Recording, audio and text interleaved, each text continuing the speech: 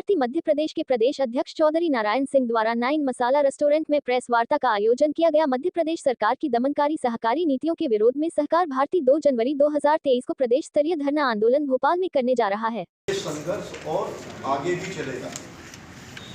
आपके ध्यान में ये बात भी ला दूं कि हाई कोर्ट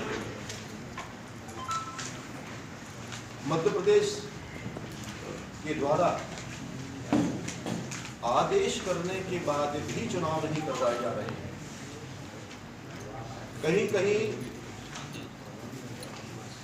ऐसा भी हुआ है कि नेता प्रतिपक्ष श्रीमान गोविंद सिंह जी यदि मांग करते हैं तो ये सरकार जरा देखिए, जरा व्यवस्था देखिए। क्यों कि निर्वाचन प्राधिकारी को संवैधानिक शक्तियां प्राप्त है, लेकिन जहां पर जो समितियां प्रस्ताव के माध्यम से निर्वाचन कराने के लिए आवेदन करते हैं, वहां पर निर्वाचन प्राधिकारी चुनाव नहीं करवाता है।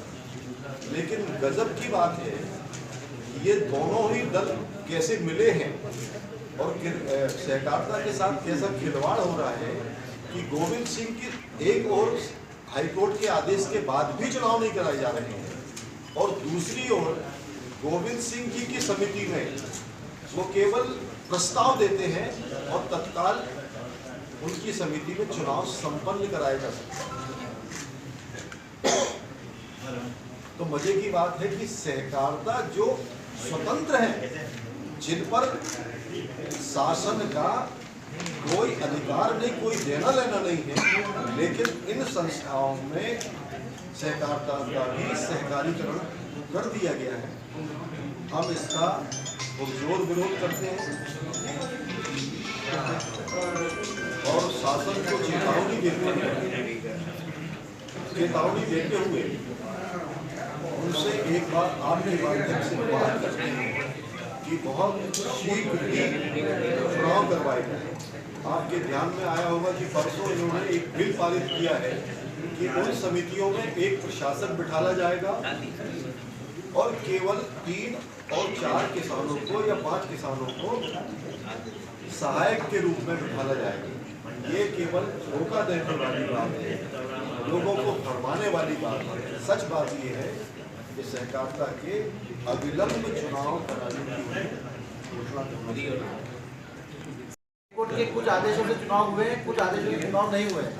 जैसा कि माननीय अध्यक्ष जी ने बताया कि पूरे प्रदेश में 4500 किसानों की पेट संस्थाएं, सहकारी संस्थाएं, उन संस्थाओं पे चुनाव कराने का काम अविलंब करना चाहिए। और जो 21 दिसंबर को जो बिल पास किया है, वो बिल जिस प्रकार से संस्थाओं को खा रहा है और उसके पहले भी प्रशासक बैठाए गए और वो प्रशासक पिछले 4, 5, 7, 8 वर्षों से एक प्रशासक के पास में 10-10 संस्थाओं का चार्ज है और वहाँ के शाखा प्रबंधक से, वहाँ के प्रशासक, अधिकारी, कर्मचारी उस संस्था के प्रबंधक से किसी भी ठहराव प्रस्ताव, किसी भी चेक के लिए और तो और ये अभी ये नौबत है कि वहाँ की संस्थाओं की अर्थशास्त्रीय संस्था होने के कारण वहाँ की समिति प्रबंधक की जो सैलरी निकलती है उस चेक पे साइन होने के लिए भी वो प्रशासक लोग 8-8, 10-10 संस्थाओं से पैसे लेते हैं।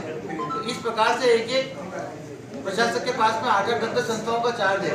तो जो बिल अभी आपके सामने वर्तमान में 21 तारीख को विधानसभा सत्र में सरकार ने पास किया है, उसके अंदर जो बिल उन्होंने बनाया है वो बिल इस प्रकार का है कि उसमें एक वित्तीय पोषक संस्थाओं से एक व्यक्ति रहेगा, एक व्यक्ति रजिस्ट्रार का प्रतिनिधि रहेगा और 3 प्रेषक उसमें जो संचालक मंडल के आर्ता रखते होंगे, ऐसे 3 प्रेषक को उस पर रखेंगे। ऐसे 5 लोगों की कमेटी बनाने का काम किया है। बल्कि पिछले कुछ समय में मध्य प्रदेश में 15-20 संस्थाओं के चुनाव हुए भी हैं। वो जैसा कि मैंने आपको बार-बार बता रहे हैं कि नेता प्रतिपक्ष भिंड में, लाहौर में अपने गोविंद सिंह जी संस्था चुनाव हुआ, तो मध्य प्रदेश सहकार भारती मांग करती है कि क्यों ना मध्य प्रदेश की 4500 सहकारी संस्थाओं का चुनाव किया जाए।